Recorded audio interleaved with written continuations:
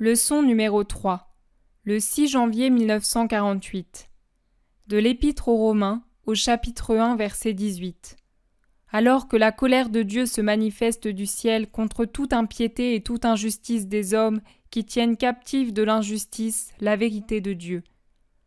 L'auteur très saint dit : Dans la leçon précédente, je vous ai invité à défendre l'idée religieuse pour avoir le salut et la paix, car lorsqu'un peuple tombe dans l'impiété et l'injustice, et la plus grande impiété et la plus grande injustice est celle d'offenser Dieu, celle de se moquer de la religion, de l'attaquer, de l'éteindre dans les esprits, de lui désobéir consciemment, avec préméditation dans tous ses commandements, alors la colère de Dieu se manifeste du ciel.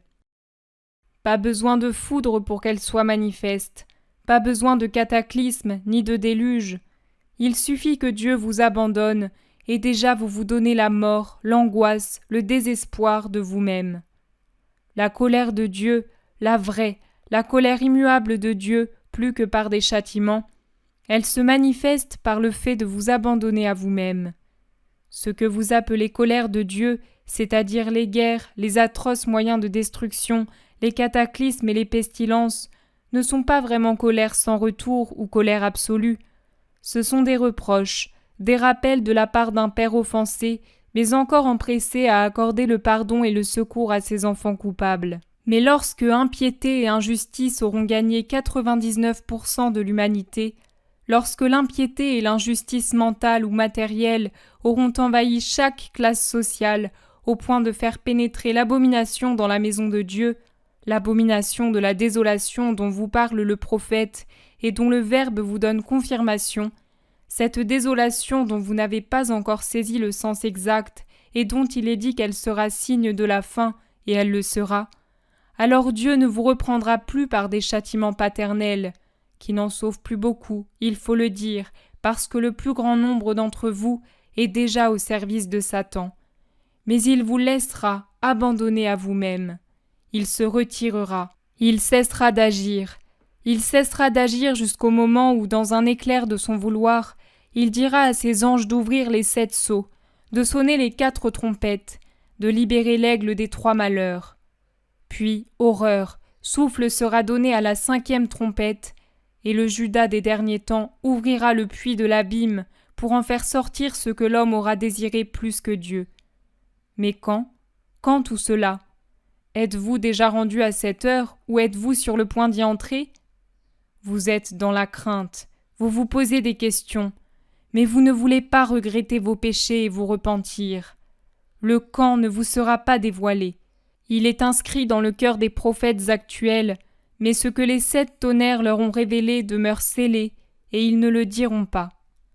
La terre entière sera secouée comme une mer en bourrasque. Les humains seront en plein naufrage, tous, à l'exception des serviteurs de Dieu réunis dans la barque de Pierre et fidèles au saint navigateur.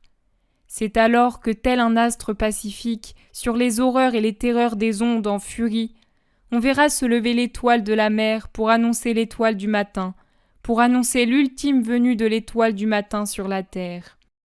Pour cette seconde et ultime venue, l'agneau de Dieu, le Rédempteur, le Saint des Saints, n'aura plus comme précurseur le pénitent du désert, salé par les mortifications et cinglant les pécheurs pour les guérir de leur pesanteur et les rendre aptes à accueillir le Seigneur.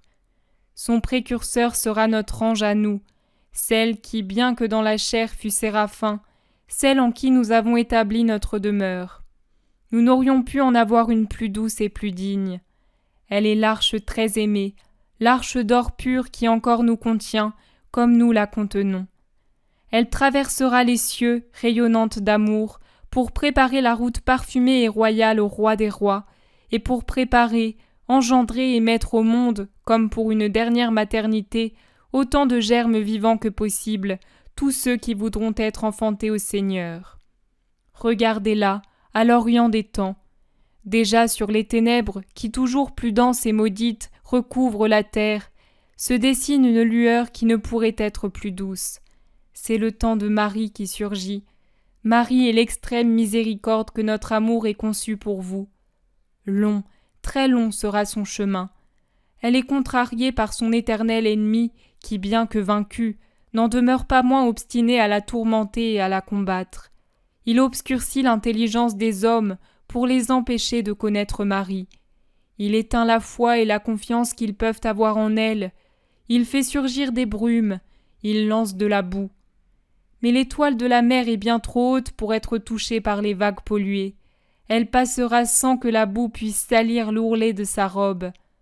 Rapide comme un archange, elle descendra seulement pour tracer son signe, près de celui du tau, sur le front des fidèles sauvés pour le royaume éternel. Au toucher de sa main, force et paix pénétreront dans l'esprit de ses fidèles, car elle est mère de la vie et fontaine du salut. Bénissez Dieu qui a concédé à l'étoile très pure de lui ouvrir le chemin, pour qu'elle vous attire à lui par la douceur de son amour.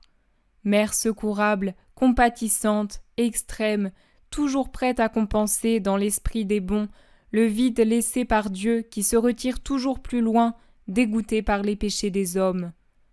Que ce retrait de Dieu ne vous paraisse pas injuste.